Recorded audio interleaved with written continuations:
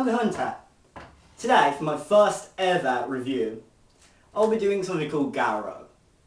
Feel free to stick around, enjoy, grab a drink. Let's begin. If you don't know what Garo is a tokusatsu drama that revolves around the horror element instead of usually action or adventure. If you don't know what tokusatsu is, it literally relates to special effects. We get Godzilla and Power Rangers over here, if you're interested. But anyway, back onto the subject. Garo, one of my favourite tokusatsu, is based around the idea of demons at night and trying to kill humans in a sense. And it's up to some people called the Makai Knights to stop them in their tracks whenever they do appear.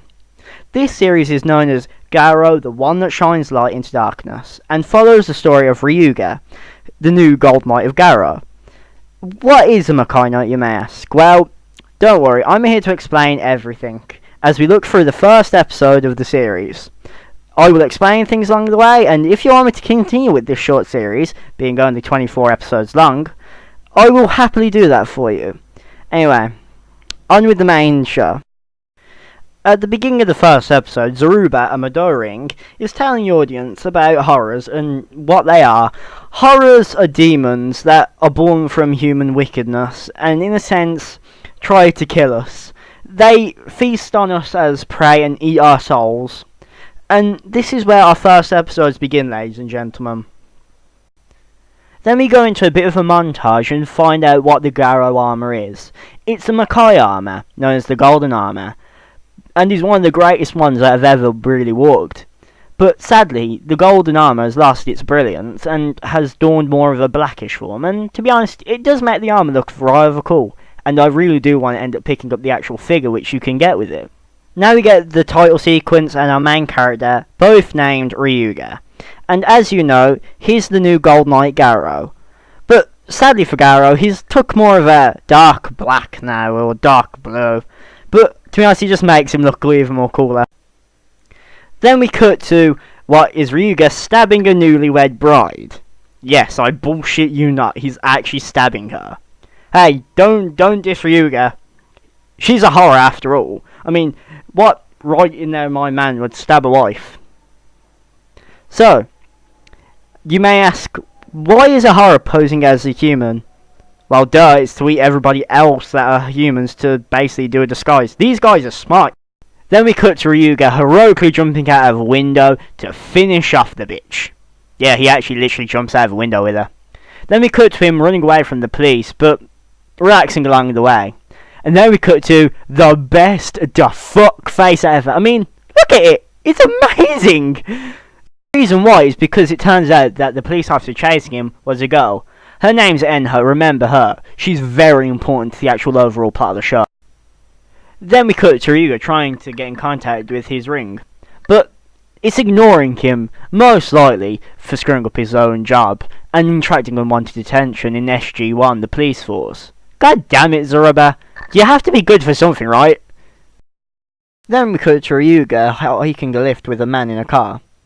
It's quite a funny scene, so I won't spoil it, but bottom line is, he does get into the city, and let's just say, we learn he's very fast for him. I mean, trust me, he's like Sonic the goddamn Hedgehog. I love Sonic the Hedgehog. Then we cut to Ryuga just walking around the city.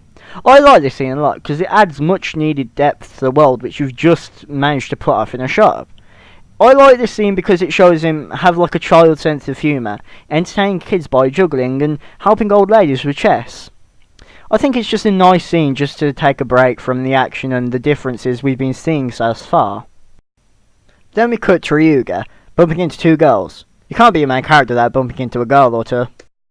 Then we go to the saddest scene of the actual show. It's where Ryuga is hearing a song being played which you would hear every day, through a statue, and he says to it, the statue, she's crying. And then, a female character comes up to him and says, you're crying, and gives him a handkerchief. It's really emotional for some reason, just to see the main character cry on the first episode, just because of a song. It also represents that he's very emotional at the best of times, which goes to show the show does the writing well. Then it cuts back to the future where you actually see Ryuga figure out that the wife is actually a horror. He uses his magic lighter, as I dub it, to make her eyes go all funny, like a green Mangekyo Sharingan. No, I'm really being serious. Then we get to the point where Ryuga and the wife has just jumped out the window, and this is probably the most anticipated scene. The first transformation sequence. He draws this hole in the sky, and then the entire gold armor falls on him, and when he does that, he cuts the bitch in half. So that's what happened when they jumped out the window. Huh. That was very surprisingly Let me epic. get this straight. If I'm going by Garo logic, I should be able to use this said sword and become a Macaulay Knight. Oh.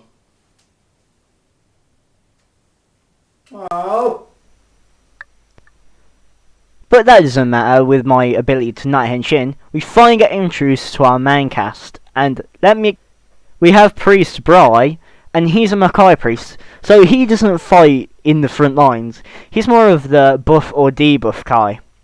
But again, he's a very good character. I will explain. Then we have Rian. Again, she's a Makai priest and goes through a hell of a lot of character development. She changes so much from the start to the end. It's a generally nice thing to see, and she is my second favourite character to the series, first being Ryuga. Then we have Takeru. He goes through probably the most character development throughout the entire series, and he uses the Makai armor known as Zen, or his title, Flaming Swordsman Zen.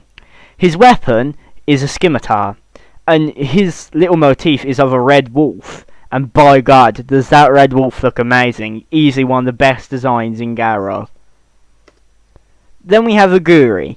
He's not my favourite character of this series, but he is good.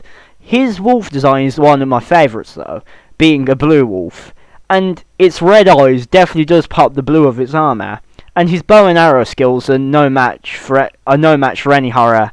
I think he's probably one of the strongest that there is right now, even though he can be a bit stuck up. And there you have episode 1, folks. Well, I hope you enjoyed it, because I know I have, even though it took a long time to actually edit this video, even though it doesn't look it. Again, give me comments, and I will try and work on it. If you like it, feel free to give me a subscribe as well. I'm sure the rest of the Red Wyverns cast would love it. Well, final thoughts.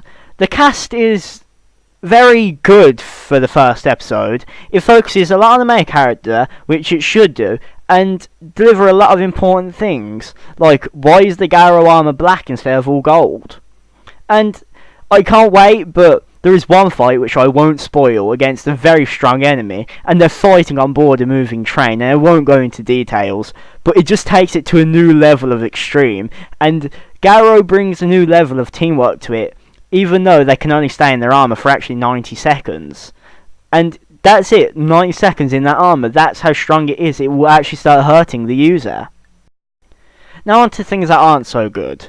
There was a lot of CG, and I mean, there's quite a bit even for a tokusatsu. I mean, I would have liked to see more into action, but again, I think they're trying to focus on more of a out-of-suit combat, which again, is good in its own right. Definitely give it a watch. My final thoughts, I'll give it a 7.5, just for the fact that the CG was kind of noticeable, being 2013 as well. Anyway, this is The Hunter, signing off. Have a good day, and good night wherever you are.